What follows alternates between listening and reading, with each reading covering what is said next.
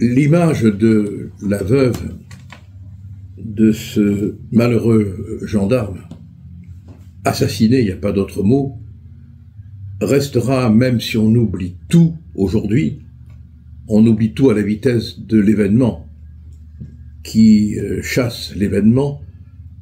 Cette femme, cette veuve, cette mère de famille qui va devoir maintenant assumer ses enfants orphelins de père et toute la souffrance d'une famille dans laquelle on n'entre pas, parce que la peine, c'est la peine, et les commentaires sur la peine, c'est pas la peine. Elle est terrible, elle est inoubliable, et elle fait en quelques secondes tout le procès d'un système, tout le procès d'une société.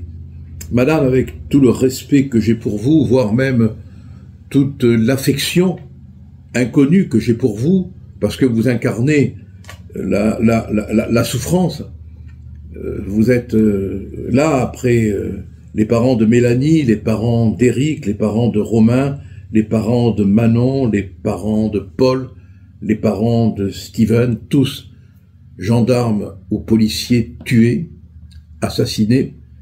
Vous êtes la parole de tous ces disparus. C'est pas la France qui est fautive, parce que la France c'est aussi votre mari qui s'est sacrifié pour accomplir son devoir. La France, c'est aussi tous ces policiers, tous ces gendarmes, tous ces fonctionnaires en uniforme qui prennent des risques et qui sont maltraités. Non.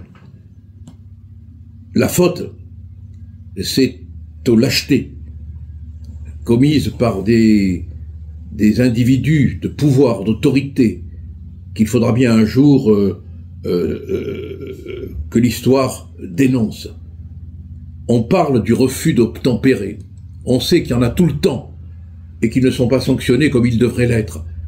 Mais vous ne croyez pas que le refus d'obtempérer, il commence à l'école, quand on refuse d'obéir au prof, au maître, quand on envoie balader le prof, le maître, quand dans un hôpital, on n'accepte pas la règle, quand dans une file d'attente, on n'accepte pas la règle, quand devant un uniforme d'un policier ou d'un gendarme, on l'insulte, quand on fait de la propagande, la police tue, quand on fait de la propagande contre la police.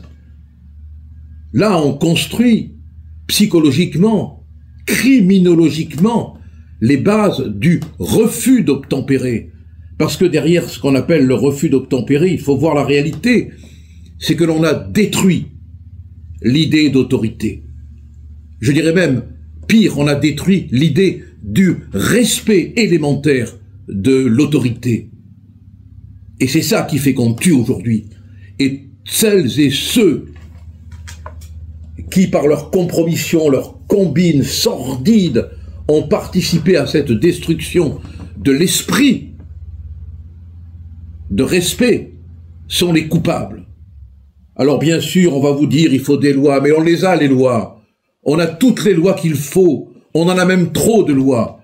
Mais il faudrait simplement des hommes, des femmes capables de les appliquer. Et surtout,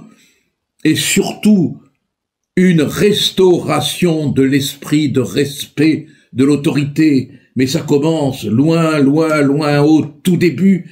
Et on a tout perdu. Qui le reconstruira?